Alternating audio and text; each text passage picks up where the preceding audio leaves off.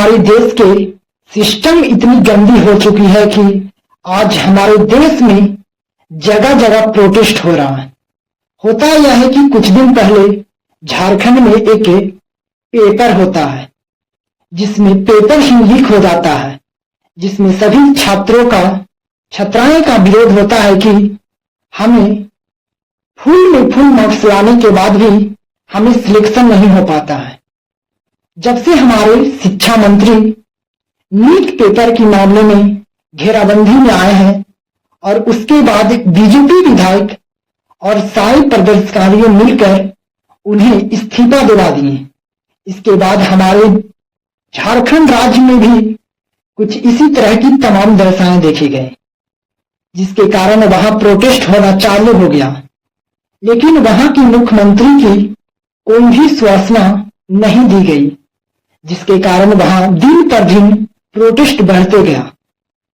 होता यह है कि वहां प्रोटेस्ट शुरू हुआ, लेकिन वहां पर कुछ खास आंदोलन नहीं किया गया, जिसके कारण वहां की पुलिस और वहां की सरकार द्वारा प्रदर्शनकारियों पर कुछ दिन पहले फूलों की बारिश कराया जा रहा था।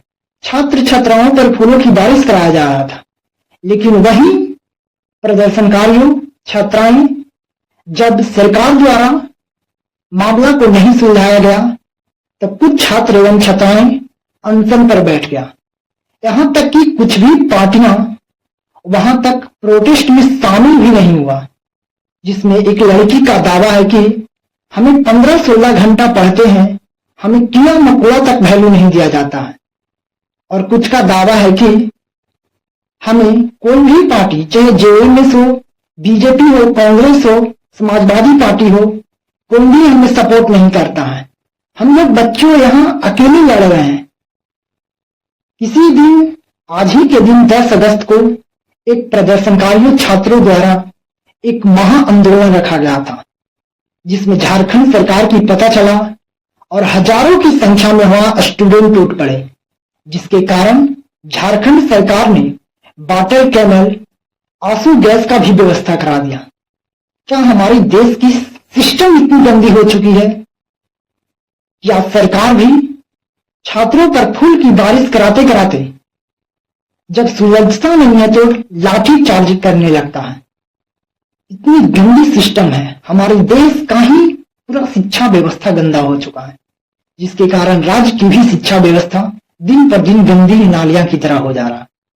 क्या हमारे देश अभी नहीं सुधरेगी तो कब सुधरेगा? क्या हमें वहां की मुख्यमंत्री बच्चों के प्रति सूचना दिला सकते हैं? क्या हमें कुछ बातें कर सकते हैं? यहां तक कि अभी तक लाठीचार्ज हुआ, आंसू गैस छोड़ा गया, पूरी सिस्टम गलत हो गई है, लेकिन वहां की मुख्यमंत्री अभी तक एक भी ध्यान नहीं दिया गया। और वही अपनी जनजीवन पर इतनी गंदी हालत आज कर दी है कि वहां के बच्चे परेशान हो गए हैं। इतनी लापरवाही और अभी तक निष्पक्षता जांच की श्वासना दिलाकर छात्रों की 5-6 दिन से वे सदमा में रखे हुए थे, जिसके कारण वहां की छात्र द्वारा आंदोलन इतनी प्रोटेस्ट बढ़ा दिया ताकि वहां वाटर कैनल की व्यवस्था कराना पड़ा।